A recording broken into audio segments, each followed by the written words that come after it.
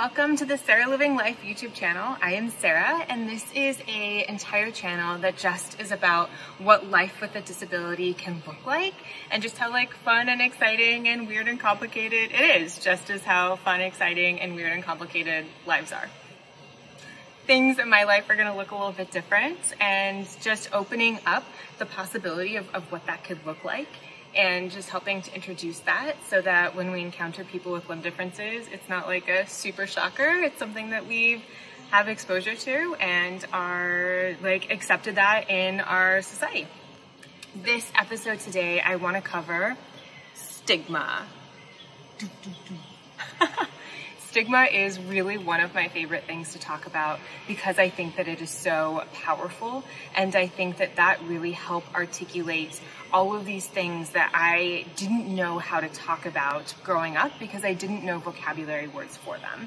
So in talking about stigma today, I wanted to help just introduce different theories, concepts, and then new vocabulary words so that we can be able to better understand our own experiences and the experiences of others. So stigma, what is it?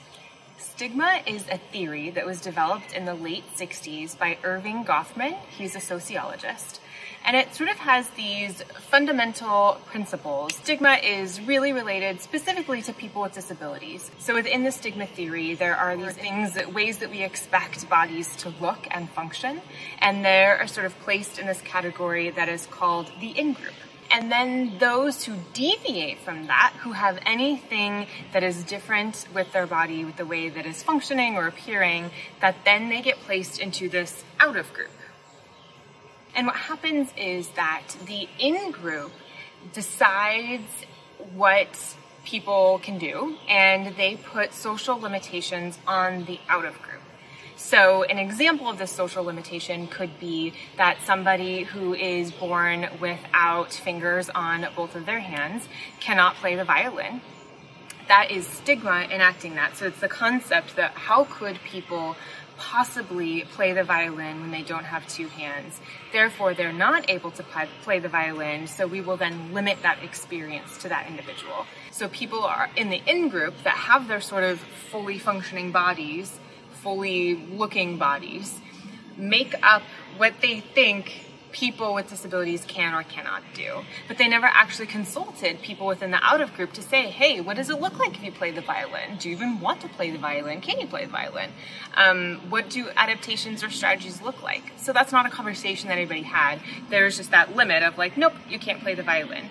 And then other limits such as barriers to education, barriers to employment, barriers to housing, all of barriers to relationships. So all of these things, they become really important as we grow into adulthood, become limited for those in the out of group. And those in the out of group generally kind of grow up with these limitations, so they don't see anybody that has anything like them in their large media outlets, which is true today, which is why this channel is a thing. We're trying to change that, right? So they don't necessarily see somebody without two hands or somebody adaptively playing the violin. So they don't even imagine that this could be something that's possible within their lives. They really hear the messages from the community. So people are picking up all of these messages and microaggressions that say that they can't do this thing. So then they kind of have these social limitations placed on them. Individuals within the out of group can either accept the social limitations that are placed on them and sort of hey, this is who I am, I'm not going to be able to do these things because these are the rules that are constructed with me, okay, great, I'm not even going to attempt to play the violin.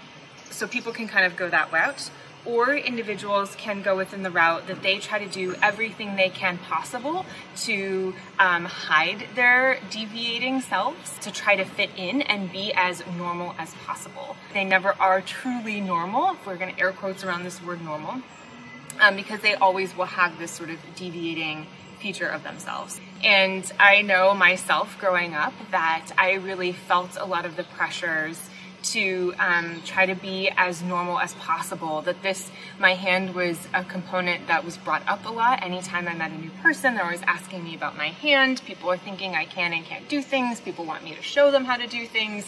And I'm this child, so I don't really know how to navigate all these things.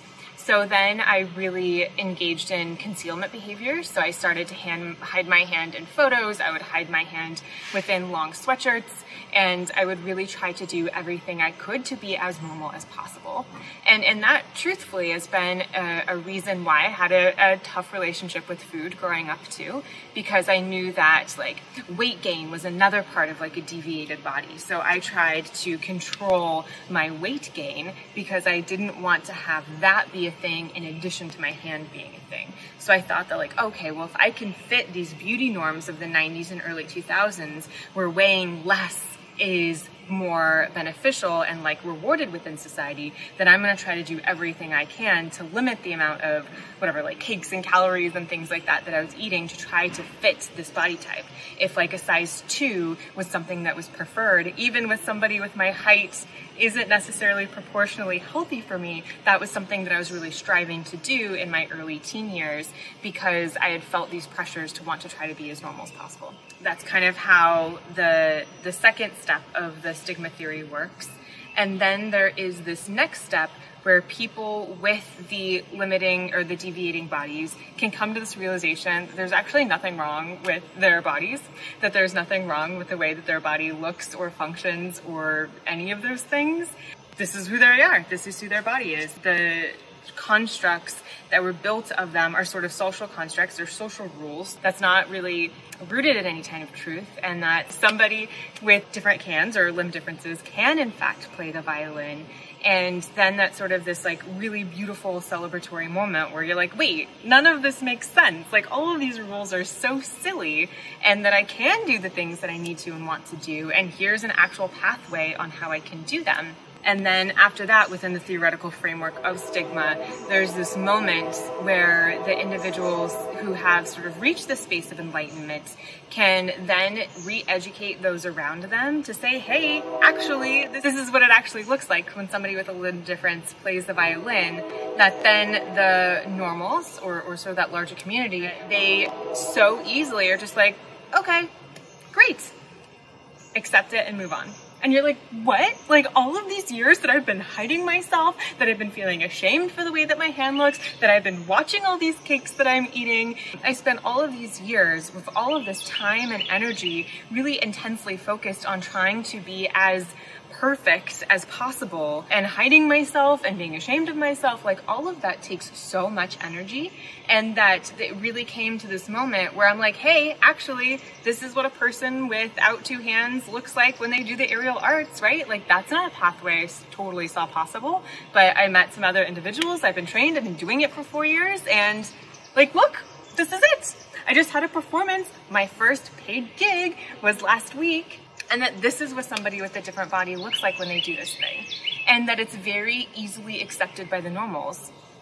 And that's something that I was just like, oh my gosh. And I felt that in my own life too, now that I'm in this space of really wanting to spread awareness and really wanting to spread education, is that it is very easy to be accepted once you sort of educate your larger communities.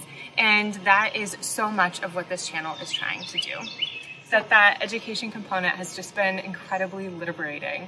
And within the stigma theory, there's individuals that can sort of be in that space of hiding themselves, of kind of going back and forth between just accepting the social limitations, and that there's individuals that may never necessarily reach self-freedom and being able to realize that it's stigma that I'm facing, and that all of these pressures that I felt growing up was really just stigma, and that they can be combated with education and awareness.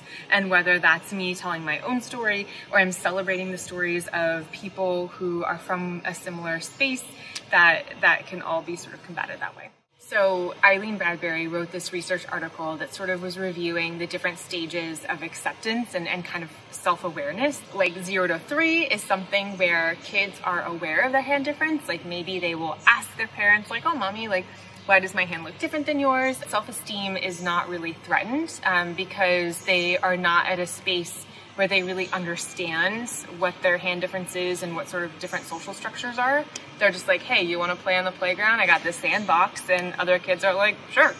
And in growing up together, oftentimes kids will readily accept the peers that they grew up with because that is a part of their normal lives.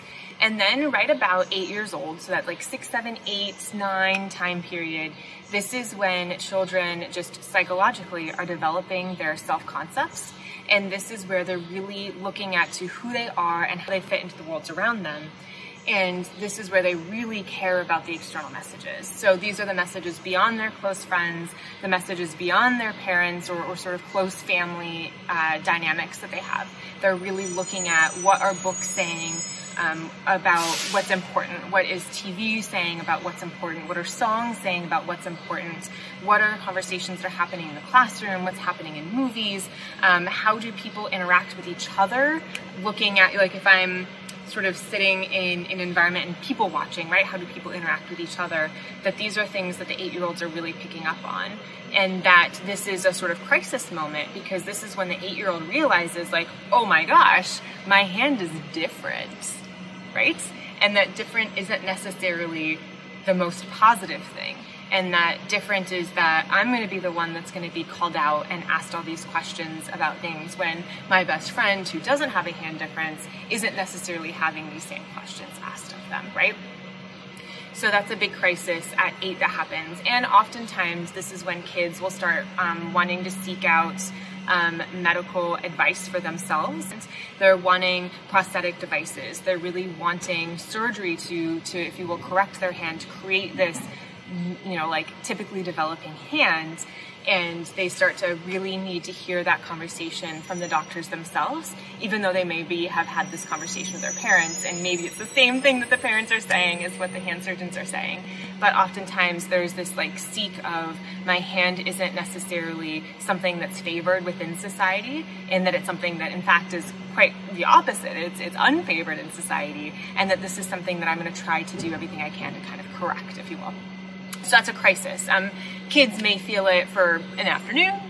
Kids may kind of float around this crisis. Kids may feel it very deeply. If I think about my own life, this is a crisis that was naturally occurring, was going to happen anyway. But I changed schools in 3rd grade. And up until 3rd grade, I was incredibly outgoing. I made friends very easily on the playground. I would approach people, ask them, you know, like, hey, come play, let's go do this thing, whatever. To go from being that, my parents didn't really think that it would be an issue for me to start a new school in 3rd grade, because I made friends very easily. So me starting a new school and then also having this crisis that was approaching anyway, and became like a double crisis for me. So it was really tough in that this new school, I didn't have any of my same peers that I did growing up in my like preschool or kindergarten classrooms. We moved from my neighborhood to out in the country, so I didn't have the sort of like neighborhood community that I was used to. So then moving out to the country, I lost a lot of those friendships that I had built when having a hand wasn't an issue, when I was in that like 1, 2, 3, 4, 5-year-old space. And I went from the public school setting where there was like, I don't know, 3 or 4 3rd grade classrooms into a private school setting where there was only 1 3rd grade classroom. I was one of 2 new students that were entering a like pre-existing social structure. So that became like a 3rd whammy for me. And with all of these things together, I became really devastated. I then became really reclusive because kids were not as kind. They didn't know how to interact with me. They became very aware of somebody being different and not really knowing what to do. I didn't know what to do because this is the first time that I'd really encountered any problems making friends. I remember like needing to, you know, like day 3, 4 of school, like going out at recess and asking different groups of friends if I could play with them, and they would say no. And that was really kind of like, okay, well, I guess I won't do that.